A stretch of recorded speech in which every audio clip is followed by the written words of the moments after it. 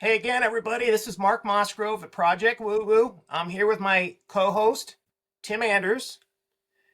And today we have two guests. We have Kyle and we have Erik. They're friends. They both have stories to share, so we're going to do them at the same time. How you doing, guys? Fantastic. Yeah, doing well. How you doing, Tim? I'm good. We're not going to count it down 3, 2, 1 though, and have them both start talking and telling the story at the same time. Are we, No, Mark? well, Oh, okay. we could, but let's do that tomorrow. That would really be scary. Today we'll do it the normal way. So let's start with Kyle. Kyle, we hear Kyle, and I don't know these stories. I have no idea. So Kyle has something to share. So let's start with Kyle, and then we'll go to Erik. Sure. So, me and Erik work together. We always kind of share scary stories when we're together, and we kind of figured out we both have a little haunted history. His is a lot more scary. Mine's more stupid. But uh, I always tend to try to rationally explain things before I lean to paranormal. And there's only two instances in my life where I've completely cannot explain it. So the first, when we were younger, we were kids, the same daycare that my two sons go to now. My aunt runs it, and she, has taken all the cousins, all the family in and watched them over the years. So my sisters were there, and I want to say my sister was 6, 7 years old, and she has an old house, and you go into like a dining room, and then connected to the dining room is like the stairs to go upstairs, right? And she came in and saw my sister talking up the stairs. Uh, and my cousins who live there always say the house is haunted. Everybody kind of just ignored it, blew it off. At this point, because I'm 13, 14. Well, my sister's talking, and she's like, "Hey, who are you talking to?" And she's like, "Oh, this." I don't remember her name. It was a Latin name, like I think it was Claudia or something like that. She's like, "I'm talking to my friend Claudia," and she's like, "Oh, well, who's Claudia?" Because there's no one at the top of the stairs. And she's like, "Oh, she's the nice lady in the yellow dress." And my aunt kind of just blew it off, imaginary friends. And about 2 weeks later, her neighbor came over and she was doing it again. And my aunt was talking to the neighbor, and she was like, "Hey, just so you know, like, not coincidentally, the people who owned this house before you was this Latino couple. Her name was Claudia, and when she died, she was buried in her favorite yellow dress." Oh no! I have no explanation to how a 7-year-old would even begin to access that knowledge. I've been there, never experienced anything. My cousins swear it's haunted. It's not like insidious, but it's always like annoying, kind of a ghost. Just messes with your stuff. So And they still live there. Your they do. cousins still live there. Yep. Have they seen Claudia or only your sister? So no adult has visibly seen Claudia. However, from what my understanding is a couple of kids, when they're by themselves, have mentioned a woman in the house. Uh, and they've walked into them talking to the imaginary friend. However, no one's seen her, but they do have all the same description and the same like name. I think her name's Claudia. We'll go with it. Yeah. So again, I was kind of skeptical. I was like, well, someone told her. I'd never really had much of a paranormal history up to this point. And then all that kind of changed. I was 17. I was working in a kitchen, and we were a close group of friends, and our one cook who was in charge of us, just he was gay, and we always made fun of each other. This was kind of just our thing. So he one day was like, "Hey guys, if I ever die, just so you know, I'm again, we're messing around because we're all friends." He was like, "I'm gonna haunt you in your shower and mess with you." I was like, "Yeah, well, okay, we're Oh no, not there. right." So we're like, his name was Nathan, by the way. Tim, you can relate. Yeah. So like, whatever, Nate. And we're making fun of him. We go back to doing what we're doing. I went on a camping trip with my family for 2 weeks. So we were out of state. Come to find out, when I got home, Nate had a liver disease and passed away while I was gone. He was 25, 26 at the time. So, everybody's sad. I didn't get to go to the funeral, and I finally get home from this long camping trip, and I need to take a shower. And I go upstairs, and I get in the shower, and we lived in the house we were in for like 10 years at this point. In the middle of my shower, we had 3 pictures on the wall, all on separate walls. All 3 of those pictures fell at the exact same time. So, again, no. I can't rationally explain anything because they're on 3 different hooks on 3 different sides of the room. So my only explanation is my friend kept up on his promise that he was going to visit me in the shower and mess with me. And I've checked everything with those pictures. They were there for 10 years, hasn't moved. And it's just, I can't coincidentally believe that my very first day coming home after he dies, I get in the shower and something happens. But I mean, if that's the worst he did, I'm grateful. But When you realized and looked back and thought, well, this might be him, and you came to that grim realization, let me just ask you a simple question. Did you grip the soap harder? I think I audibly screamed, "Get out!" That may have been one of the scariest hauntings ever, if that would have happened. Yeah. Luckily, he's the nice one. Yeah, right. He doesn't take his jokes too far. Now, when this happened and they were all down, I mean, the little hooks, were they off? Were the hooks still on the wall? All the screws were still in the wall. So they got off the hooks and fell. Yes, every picture. I was in the shower, so I didn't see it until I heard the giant crash of 3 pictures falling off the wall. But all of them were like they were lifted off the hook and fell forward.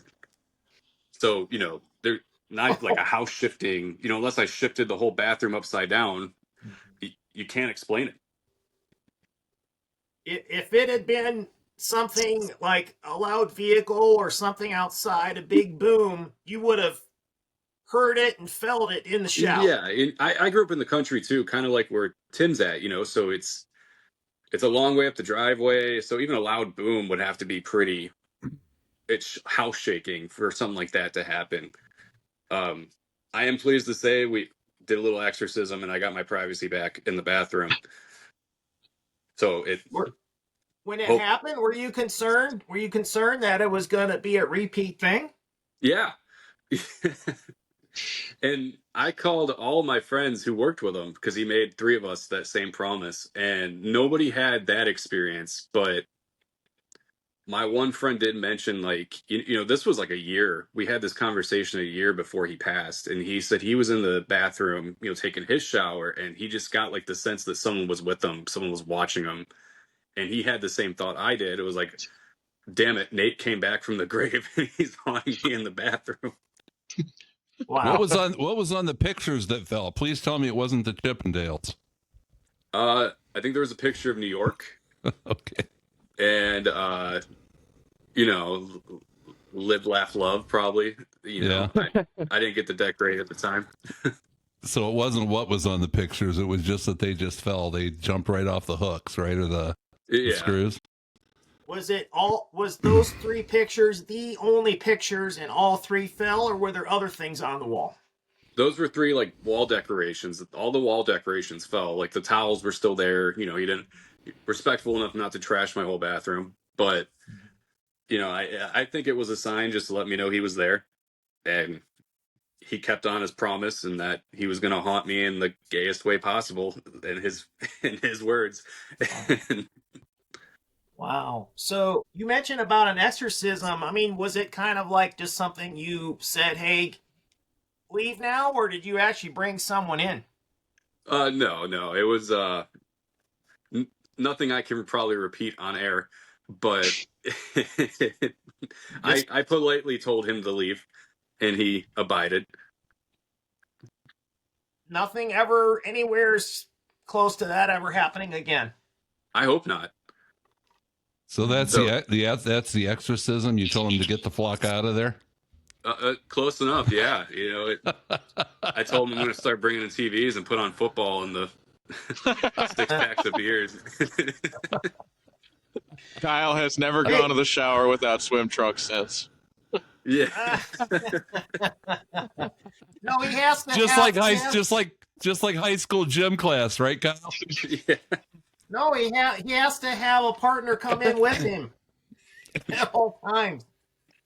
I just had Predator on a constant loop to keep the alpha manhood of the bathroom up. Make sure he can't get in. It's like salt on the door. Gives watch your back a whole different meaning. Let me ask you a question. Are you glad that happened, or are you more scared? Because in a way, I'd be kind of glad, because I'd be like, wow, he did come through. If it really was him and it wasn't some freak coincidence, it kind of tells you like, hey, the afterlife, you have some kind of power to do what you want before you go wherever you're gonna go. So I guess it's a little, it's not comforting because of the scenario, but it's comforting in thought.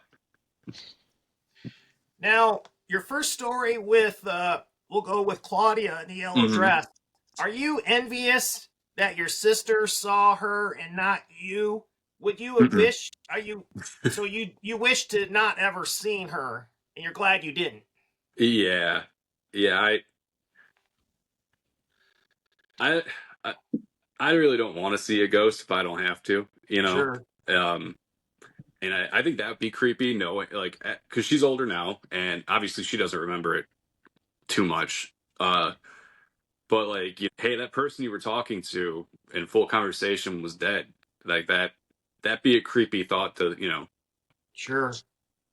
Did and, it change your sister in any way, or not really, because she was just so little and children are just kind of like, they just kind of roll with it? yeah, she was adamant that her friend was there and that she said she was nice, didn't, mean any harm. She just, she just went on to being a innocent little kid, and if I was a ghost, I guess that's who I present myself to as well. Cause Sure. Did she give you any idea what the conversation was about, or even bits and pieces about it, or anything so my aunt like just that? said she just came in. She was having like a full conversation, like, what's your name? Who are you? Kind of like little icebreakers. And I interpreted as she was a mom. She had kids, so she's around kids all day, and she's, even though adults can't see her, but if the kids can see her, or she can somehow connect with one of them, that she's just naturally gonna make a kid feel better, or, talk to him. What's interesting is we had a how do you say that, Tim? Parapsychologist? Parapsychologist, yep. Brandon Masulo on, and he says certain people can be attracted to ghosts. But so it sounds like your sister hasn't had any other experiences that you know of. Because she could be more susceptible. Yeah, she could be. It sounds more like ghosts are attracted to me from my story, but yeah. Depends on what kind of ghost, Kyle. Yeah, I don't think she's ever mentioned again, like growing up, talking or seeing ghosts. She's pretty vocal, so if she did see a ghost, I would imagine she'd be talking about it or had any weird experiences. Any other, not that you want to share right now, for time, but have you seen this happen in your family before, or just basically just these two situations? So yeah, I was very young. I think it was like 5, and we were driving to Alabama because that's where my step family's from. And my dad, I do remember this, looked over to my stepmom and said, "Grandpa just died." And she was like, "What?" And then we drove for like another hour, and he got to a phone and called home, and my grandma, his mom, told him, "Hey, yeah, your grandpa he died 2 hours ago." And my dad's always kind of like a sixth sense, like, hey, something bad's gonna happen, and Wow. he's generally pretty right. And that's another one I can't explain at all, because he called it pretty much on the hour that he died. Like, he said he's like, the thought popped in his head, he felt it, and he verified it. Wow. We've heard those stories from experts that we've had on the podcast. Not only that, but some people can even project, like if somebody, a spouse or something, would break an arm or get hurt in an accident or something, and they're still alive, they can feel that their pain through like their arm or what have you. So it's pretty crazy how that works. And that's just not a beyond the grave thing. That's just I don't want to say common, but it happens more than you might think, where they feel I guess that's the old, I feel your pain thing, taking it literally, right? Yeah, I mean, me and Eric talked about this a few times at work, like men and women, but like women have that motherly instinct. If your wife ever says, go check on the baby, you really should go check on the baby. And he experienced that. I feel like me and him both work in a career field where danger could be present. And we've talked about, like, hey, you ever get that gut feeling as a guy that, you don't like this guy, something's off, you should trust it. There's intuition out there you can't explain. Can I ask what you do? Yeah, we're both contract police officers for the government, and he's military, so again, Thank you for your service. Thank you for your service. But Appreciate even it. then, Thank you. just regular guys can go out and, you meet a guy and you don't like him, and it turns out that guy's, a woman beater. He's, you can't explain why you don't like him. He just rubs you the wrong way, gives you a weird sense, and then you find out months later he's pretty bad. Ooh. And I think that's the sixth sense people have. Sure. So Erik, Eric's up there like, hold my beer. Yeah. I Erik, really got something to say here. it's your turn, Erik. All right, so I'll start with my fiance and I had bought a house in 2018 up in Wickliffe, Ohio, which is near the lake. And pretty much as soon as we got it, I started feeling an ominous presence in the house. And I vocalized it to my fiance at the time. I was like, hey, I don't know, this place just feels off. You know what I mean? Well, one day I'd come home from work. At the time, I was working as a commercial roofer. And I came home, I went upstairs in the bathroom, and as I'm using the bathroom, I hear a woman's voice downstairs go, hi. And so I answered back. I said, hi, are you on? And I finished my business, and I walked out on the landing, and I realized that there were no cars in the driveway and no doors had been opened. The house was completely silent. So immediately, heebie-jeebies, like my spidey senses are tingling. So I told her about it, and she goes, well, the house, it is old, and there's a lot of creaks and groans. You're probably just overplaying it or thinking about it too much. So skip ahead a couple weeks, and I'm not far from the house. I'm working on a assisted living facility. I'm on the roof, and my phone keeps getting blown up, a phone call. So I give her a call, and I say, hey, what's going on? She goes, you need to come home right now. And I said, well, what's going on? And apparently the dog that we had at the time was this really aggressive German Shepherd. He's very protective. And he was running from the front door to the back door and barking as if somebody was there. And on the last time he did it, he ran to the front door, and the front door was wide open. So Wow. now she's convinced at the point. She's like, okay, the house is definitely, there's something here. I can feel it now. So, things went on and persisted, and it was kind of just always like that eerie looming feeling in the house. Eventually her and I split, and I got with my current wife now. While I was doing training for the contracting job that Kyle and I do, I was down in Florida. My current wife, she's pregnant at the time, so she's downstairs in the living room. She's basically laid up pregnant. And she's laying in the living room where we have a fireplace that has opening sliding doors for the fireplace.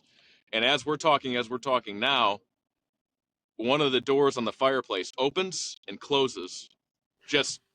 She goes, I hate it here. I hate being here. And her sister even saw it, and they're all freaking out because there's nothing really they can do about it. We just all saw it, and now they have to live with it. I was okay. I was in Florida.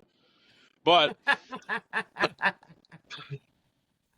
so time goes on a little more, and we have the baby, and it was, oh yeah, that's right. So I was in Iraq on a deployment. I had come home for emergency leave. My wife's father had passed away, and my wife came to pick me up. And as soon as we got through the door at the house, my mother-in-law she's looking at us bewildered, and she goes, "Was there somebody else with you?" And I said, "No." She goes, "Well, the doorbell rang when you guys got here." I said, "Okay, that's weird." We all sat down. Maybe 15 minutes later, we're watching a show in the living room, and the dining room was behind us. And you know that sliding you hear from wood when there's glass on it, kind of scratches Yeah. across the table. All of us heard it at the same time, and we all looked at each other, knowing full well that nothing was there behind us. And we acknowledged it, shook our heads, continued watching television. And my mother-in-law left pretty shortly after that. So that night, we've got the girls in bed. I have, at the time, a 4-year-old and a 4 or 5-month-old. And the one sleeping in the room upstairs, the baby is in our bedroom, in the crib, and my wife and I are in the bathroom having a conversation. Well, while we're in the bathroom upstairs, we hear footsteps come from my older daughter's bedroom to the door of the bathroom and then start walking across the hardwood floor into our bedroom. She goes, "Get her before she wakes the baby up." And as soon as I open the door, my infant starts screaming bloody murder, crying. Now, I had just checked on her like 5 minutes prior, and she was sleeping on her back. Now she's on all fours, screaming, inconsolable, and my older daughter is asleep in her bed. So I grabbed the kids and my wife. We all went downstairs. I blew up the air mattress, and I walked through the house. I said, "In the name of Christ, leave." And I tried blessing the house on my own. Well, as time goes on, I'm telling my mom, I'm like, I don't even feel safe in there anymore, because there's nothing more of a useless feeling that you can feel when something has messed with your kids and you can't see it, shoot it, or fight it. You know what I mean? Scary. Absolutely. Uh, there was all kinds of weird shit that happened in the house, but one of the weirdest ones was, like, if we would have an argument downstairs in the basement, it would sound like things would be crashing against the wall, and the argument would stop, and we would both look at each other, and then go check the basement. Nothing had been out of place. And then the one time, my wife hated the house. That's why we ended up moving. But there was a landing to the back door, and it was in eyesight of the stove in the kitchen. And she was putting away food one night, and our dog normally stayed in the basement. Well, she's putting away the food, and she said she saw out of the corner of her eye something all black come up on all fours, stop at the landing, and then go back down in the basement. And then shortly Oh. after, she heard our dog outside barking. So Oh. I guess I don't have to ask why you got the house after you and your first wife split, huh? she I wasn't bought too it, damn eager. it, she was never gonna get it, and then it's super haunted. I do know that the previous owner, her husband, had died in the driveway, had a massive heart attack. But from everything that I felt in the house, it seemed like it was a woman or wanted to be perceived as a woman. Just because of, Mhm. now, I'm not the only one who heard the voice. My buddy had come in shortly after my fiance and I had broke up. He brought his girlfriend, and they're both from California. And I was telling them the story about it, and she goes, "Well, I'm a clairvoyant. I can tell if there's something in this house, and I don't really feel anything." So the night went on a little further, and we were drinking. Well, around 1 in the morning, she starts walking around the house. She's like, I wonder if. And she's like, "No, I don't feel anything here." Well, as soon as we stepped out on my front porch, that same woman's voice went, "Hi." And she started crying immediately. She actually grabbed salt out of my kitchen and salted all the window seals and the doors. And she goes, "Okay, that's too weird."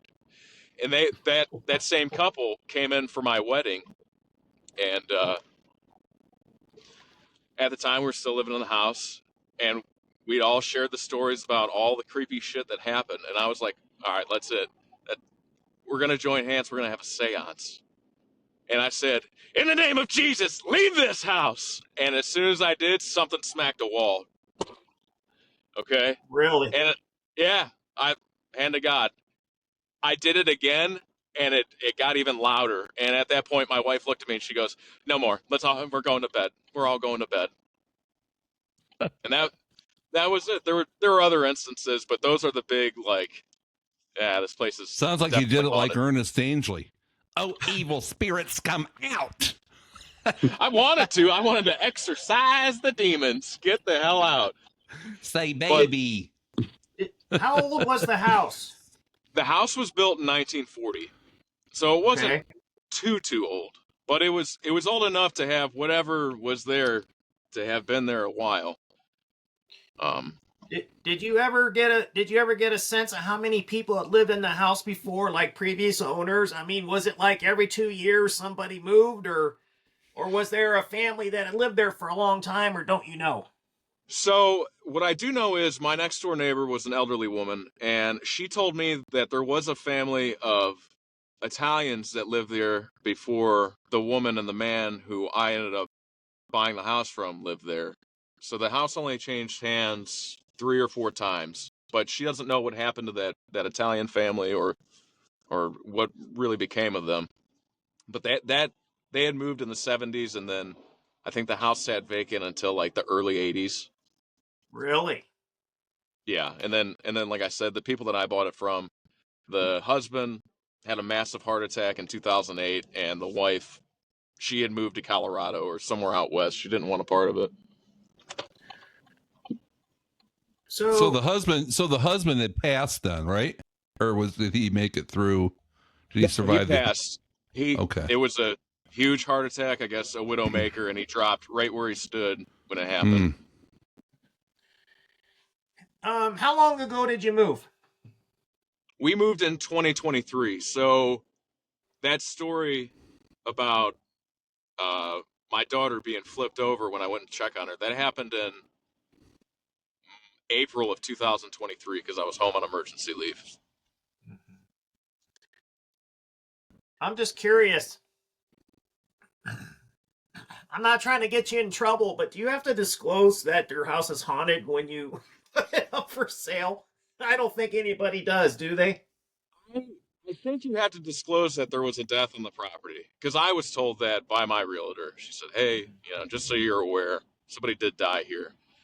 But if I had to guess, I would say maybe more than one person died there. That guy passed away in 2008, so it was 10 years from the time that he died until I bought it. Do you feel that if you had stayed there, that you and your family would have been in danger? Yeah. And so I still own the house. It was actually Oh, you still own the house. I still own the house. So it was a rental for a while, and we put my wife's sister in there. She has a small child. She lives with her boyfriend. They never felt or saw anything.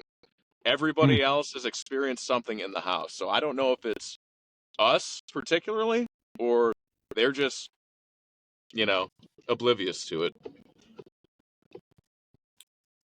But you haven't had anything happen since you've left. Or have you? No. Nothing? Honestly, I can't say really anything that I can think of. I'm sure there's something. My wife, because we've talked about it, did it follow us? Or was it, just kind of sent there? That's what it was. Yeah, no. I'm sorry. I just went to the house because I'm putting it on the market. This was last week. I was downstairs in the basement. I put a heater down there to keep the pipes from freezing, and I left to go to school. I'm going to EMT school. So when I walked through, thank you. When I walked through the doors of the school, they had a little setup of the Nutcrackers, like the little soldiers that their mouths move, and I didn't even touch it. But one of them fell over on the table, and I thought, ooh, that's weird. And then I sat my book bag down, and I walked to the bathroom, and I'm using the John, and I hear the door open, and I zip my pants up, and I look, and there's nobody there, just open on its own. And that was within an hour of me leaving the house. Man, I thought for sure you were going to say the door opened and that Nutcracker was standing there. He came to get a piece. Wow. What do you think, Tim, of both stories? Well, I mean, it doesn't sound much different than, some of the things we've experienced. I mean, not the shower part, but we've heard, I've had some instances, and we're not going to beat dead horses here, but Mark and I have both had stories. I've had more stories with haunted houses, not my own, but a girl I used to date. But I mean, it sounds kind of similar. And one thing I'm always curious about, and even our experts sometimes say the same thing, is the big question is it a haunting, or is the human mind so much more powerful than any of us realize, and that somehow we inadvertently are causing things to move or what have you? Because I was pranking somebody, and it came to fruition, like the things that I was going to do actually happened. So I don't know, but that house is supposedly haunted and things like that. So, you never know. And some people are more susceptible, like Mark said. People are more susceptible, some to hauntings and things like that, than other people. And it's really interesting doing this podcast, this YouTube channel, because the different theories and different things that people talk about when it comes to ghosts and aliens, and some of them even cross over. You get all different kinds of perspectives. That's why it's so fun to have different people on here giving stories, because one might be completely different than others. So it's and theories on what ghosts even are. Some people think they're disembodied souls that are just trapped here on Earth or whatever, and other people think they're offspring of angels that were cast out of heaven and things like that. And it's just All kinds of theories. All different kinds of theories. So I love to hear, especially when you hear things that kind of correlates with another. It's interesting. But neither one of you have had any issues lately with anything like spirits or anything like that? Well, last week. Except for the Nutcracker, the haunted Nutcracker, right? I'm not saying it was haunted. I'm just saying it's weird. It fell over. So technically, you both had an experience with the haunted Nutcracker. Am I correct, Kyle? Oh my gosh. You didn't just go there. No. I don't know. You're totally misinterpreting me, Mark. Tim, one of these days you got to come out of your shell. Yeah, I know I'm a little shy. But both of you, I'm not going to ask you to say your faith or whether you have faith or not, but did these experiences make you think more of a chance that there is life after death, or do you not think of it that way? I would think if like you mentioned, Eric, no, it was Kyle said about your dad with knowing that his dad, right, had passed away, or his grandpa. Well, his grandpa, yeah. His grandpa. I would think that'd make you be like, there's definitely something more out there after we die, but sometimes people don't put that weight on it. I would say, what weight do you put on it? I told Eric this because I've been an EMT for about 7 years, and my first fatal accident I went on. They always kind of told us, like, hey, don't look dead people in the eyes. It's some cultures view it as bad luck, some view it as curse, others kind of just view it as disrespectful. I, without going into too much detail, out of respect, but she was ejected through her windshield. She was pretty rough when we got there, and she died on scene, not on impact. So when I first got to her, she was, I believe, still alive, just at the very, very end of being alive. I can't explain it. And I told Erik this, like, I looked in her eyes, you know, it was like looking at a normal person, but when she passed, it was like something was missing. Like, you know, whether it's the soul or, you know, however you want to describe it, you just see nothing. And unfortunately, part of the job is getting very used to that. So you try not to put too much thought into it. It's just unfortunately another call, or you try not to emotionally or spiritually connect to anything, because that's a great way to have a short career. But Sure. In general, I'm pretty skeptical. I even still today, having experiences, I think a lot of it can be explained by psychology, or, you know, just even old houses make weird noises, but I don't know a house that can mimic a woman and say hello. So uh, I always try to go the skeptical route first, just naturally, scientifically explain it, or find. I think if you tell someone a house is haunted, and then you stick them alone in the house, they're gonna hear or see things, just because your brain can do that. Your brain, if you think you're sick, can make you mimic illness. You know, have symptoms. But I I agree. when like in my case, like, I can't explain why my pictures fall off the wall, or in like Erik's case, you can't explain when three people are in the room and all experience the same thing, because that's not psychology, that's shared experience. But I still think I'm still mostly skeptical, I guess I would say. But I do not enjoy, but I find it fascinating when I hear somebody who can't explain it, there's no scientific reasoning behind it, and multiple people in the room experience something.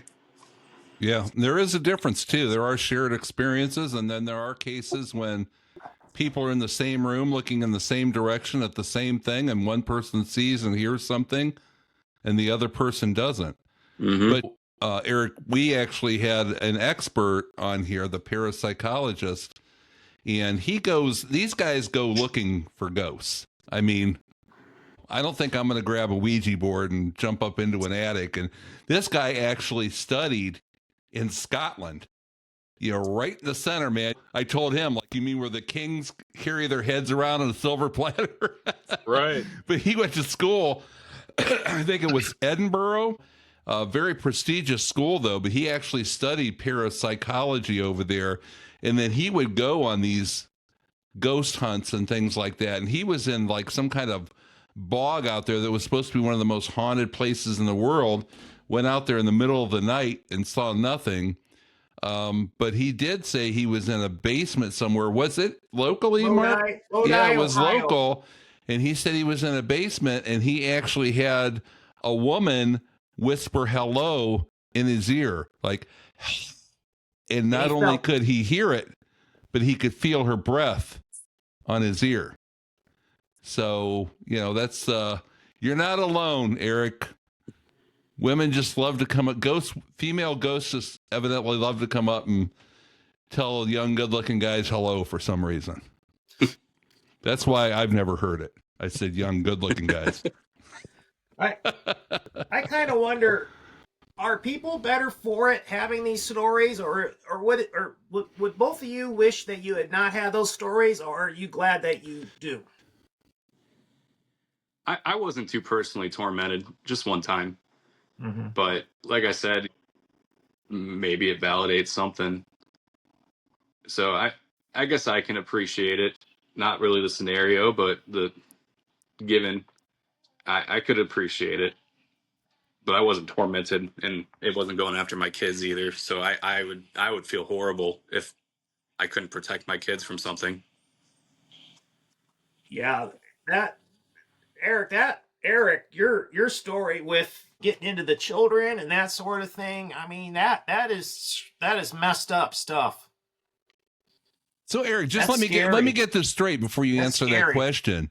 You said the baby. You said it was. So you said flip your child. So was the baby on its back, and all of a sudden it was on all fours, like it flipped it over? Like, yes. I don't want to say yet. I can't remember. Was it a boy or a girl? It's my daughter. She's a girl. Your daughter. So it flipped her over onto her stomach. When I had checked on her before I went into the bathroom, she was sleeping on her back. And when I opened the door to the bathroom, she was on all fours crying. Yeah, she was on her tummy. But she was capable of rolling over herself? She was capable of rolling over herself. But Like I Okay. said, she was asleep. Okay. So it could have been she was just woke up and startled and she rolled over and got on her hands and knees, right? That could have happened. Could have. Have you seen her wake up that way? Did you see her wake up that way before or after? Is that her typical way of waking up? I never seen her wake up that way. I mean, she wakes up in a good mood. Typically, she doesn't scream or cry when she wakes up, but she was a baby. Again, it was the culmination of us hearing the footsteps, my wife telling me to go get my oldest daughter from waking the baby, and the oldest daughter being asleep, and now my baby's awake and crying. That's scary. It was definitely put a little bit more of the fear of God in me because you hear about things like that and you think, is it demonic? Is it trying to really cause havoc in my family? Scary stuff. We've actually thought, and we've been told, and I can't remember who it was at this point, but we were told, and it may have been Brandon, but we were told that people that do have a belief in God, whether they're practicing Catholics or whatever, but those that, proclaim Christianity or have a belief in God are more susceptible to believing in ghosts and sometimes demonic spirits and things like that than people that don't, that kind of shocked me. I had thought maybe just the opposite was the case, but evidently not. Makes sense to me. I mean, if you're religious, you typically believe in an afterlife.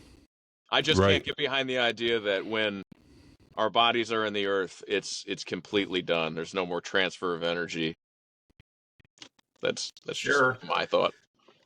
So, did you have that thought or that belief or that faith before these things happened, or did these things actually kind of reaffirm it, or did it challenge it? I would say it definitely reaffirmed it. You start saying Jesus' name and everything. From that point on, when I gathered the kids and my wife into the living room and I started taking it upon myself to walk through the house with holy water and say in Jesus' name, it seemed like it put a calm Band-Aid, if anything, over the situation. And after that, everybody was able to sleep, and it felt, at least we were all together. But the next morning, I mean, I drove out to Medina because Wycliffe and Medina are about an hour apart. I drove down to Medina, and I was telling my mom about the ghosts, and she's like, well, she's very religious. She goes, there's no ghosts that walk the earth, only demons. And I was like, well, that doesn't Thanks, feel Mom. very... Yeah. Great. Thanks for saying that. That's what I didn't want you to say. Don't speak that into fruition. But there is another story, and take it or leave it, but in that house, one morning, I was having coffee with my wife at the dining room table, and she was in front of me where I would be looking into the living room, and she would be looking further into the dining room. And my oldest daughter was sleeping on the couch, and I was drinking coffee, and I put my cup down, and I watched my oldest daughter walk from one end of the threshold of the dining room to the other, which was right at that front door. And I looked at my wife, and I said, hey, guess who's up? And she goes, who? And I'm like, Layla, silly, our kid. So I went around the dining room table to go, scare her good morning. It wasn't her. There's nothing there. She was still asleep on the couch. Wow, that's just a by the way story. I thought you'd have let off with that one. Nah, there's a lot of stuff with that house, but that was one of the more memorable ones. Erik, did you have anything like this happen in your life, or did you have family members that had spooky stuff happen? I mean, is it in your family culture, so to speak, or is this like all like new and foreign? Yeah, it is. And I think it started with my grandfather was a coal miner in Kentucky, and he got tuberculosis when he was in his mid-40s. And I guess on his deathbed, he was speaking to my grandmother, and he stopped the conversation, looked up, and said, Lou, I have to go now. The angels have come to get me. And he died. And from then on, it just seems like my family has experiences where somebody will have a dream of, say, somebody's license plate on a wrecked car, and it'll be a different license plate to the car, and they'll say, hey, be careful driving, and somebody, my uncle passed away. My aunt had a dream that a van was totaled, but it had his motorcycle license plate on it, and she told him about it, and I guess a couple weeks later, he had gotten into a bad accident and died from that. Oh man. The house that I grew up in, that house is definitely haunted. It was built in the 1880s. It's in Medina, close to Lodi. And when I was in 7th or 8th grade, I came home from school. I went to the living room, and for a split second, on our L-shaped couch, I saw a 10 to 12-year-old girl in a black Victorian dress sitting at the apex of the couch. And she was there and gone in a second. And I did one of those and just put the bag down and didn't think much of it. I turned the TV on, and I had started to fall asleep. And when I was starting to fall asleep, I heard somebody at our back door knocking on it. And so I went to answer the door, and nobody was there. And I ended up telling that story to my Aunt Jane, because the house had been in my family since 1945. I told my Aunt Jane the story, and she goes, did the little girl look like one of these? And they had a painting from the attic of the house when they got it in the 40s, and it was up in the house in Euclid. And she showed me, and it was 5 little Victorian girls in that style of dress. Just, it's painting. It just looked like little girls that looked like they were all holding hands, and it was of the era, the 1880s or 90s. Mark, what is it about Lodi? Yeah, I mean, I guess they don't call it Lodi for nothing. I mean, we have heard so many spooky, crazy, off-the-wall stories about Lodi, both from our experts that we've had on and now from you. There's a lot of crazy shit going on down there. It's insane.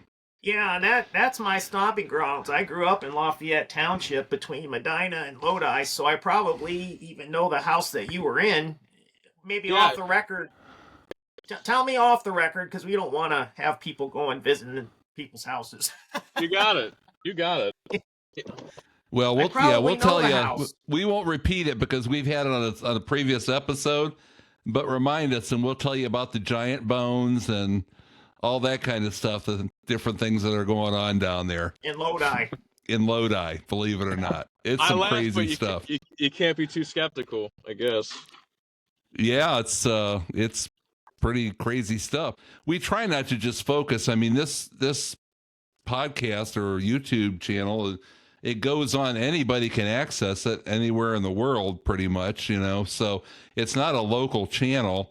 We're talking about a subject, but it's funny how a lot of local things, this local area. I mean, there's a lot of hauntings and spacecraft sightings and everything else. There's, believe it or not, there's Bigfoot hunters around here and all kinds of crazy stuff. So a lot of times the subject matter leads to local stories, although we're not doing that on purpose, but we just want to find folks that have stories to tell. They don't have to be from the local area, but yeah, there's a lot of crazy stuff going on.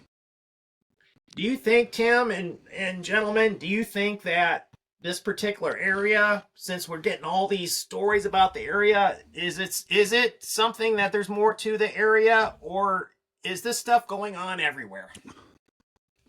I mean, I don't think people realize how old this area is. Yeah. I mean, there's generations of families who grew up in southern Medina County who were, you're talking 1800s, and they kept lineages for centuries until they, finally sold or moved or cut their properties. I mean, it's completely plausible that, you grew up in the 1800s on a 300-acre plot that's now a development with 50 houses. It's completely reasonable. Yeah. I can't really talk about the spacecraft. I don't know why they would visit us for that, but I can see haunted. Well, there's a lot of folks, some folks at least we've talked to believe that it's all intertwined. Spirits and aliens, alien beings and things like that. And they're all like together. They intertwine with one another. So, I mean, I don't know. I don't have the answers, but that's why we're here. We just love to hear the stories, and it's nice to be able to hear a story from one person and then hear it from another, and they're kind of relatable, and then sometimes they're just completely different. So that's what we tell people. We have fun with this podcast, and we've done other things in the past, but with this thing, we're basically just telling everybody stories and let people make their own judgments. And the people that watch, you're going to get all different kinds of angles and different stories and everything else. And as long as it's entertaining, I think it is. I enjoy watching. I know, Kyle, you spoke to me when we talked before and said that you enjoyed this kind of stuff too. So yeah, we're just trying to make sense of it. Yeah. I don't know if you ever will, but I won't. I think everything has reason, and I don't think it's good to be a pure skeptic, and I think people who overbelieve are going to automatically defer to that. But true. I think everything in reason. True. That's true. Yeah, I don't have the wherewithal, I think, to go ghost hunting myself. But maybe someday, I told Mark, maybe we'll find a couple young guys or a young couple with balls the size of watermelons that don't mind going out there in a haunted dungeon. Trying to trick a coworker into going to his house. So Still got the keys. Yeah. You guys can stay there all you want. Perfect. No way. Mark, grab the Ouija board. No way. That No, is I wanted to get. I wanted to get a group together to go to the haunted prison, the Mansfield Reformatory. I've been there before. I'd probably spend the night there because I know a lot of people have. Mm-hmm. But rumor has it, Kyle, that your ghost may reside there now.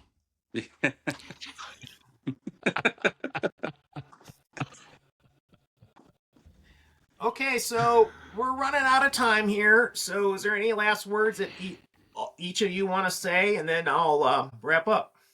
I don't think so. No, I'm good. Thanks for the opportunity to tell some stories, Absolutely. gentlemen. Thanks for coming on. Tim, you got anything to say?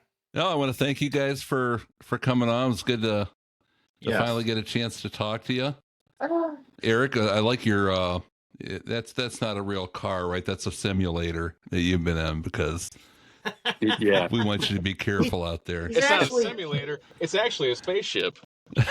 Well, actually, he's a Hollywood actor. You know how when you watch the movies, the background's going? That's what it looked like to me. I think he's been sitting in place the whole time. I think you're right. So He could be an actor. Look at this guy. So anyway, thank Appreciate you also to our viewers. We want to have you share your stories. We have a lot of fun talking about these. We'd love to have you on too. Send us an email at share@projectwoowoo.wtf. See what we did there? share@projectwoowoo.wtf. So thank you again for watching, and send us your story ideas, and we'd love to have you on the show. And thanks again, everybody, for coming on, and have a good rest of your day. You too. Thanks, Kyle. Thanks, Erik. See you, boys. Bye-bye.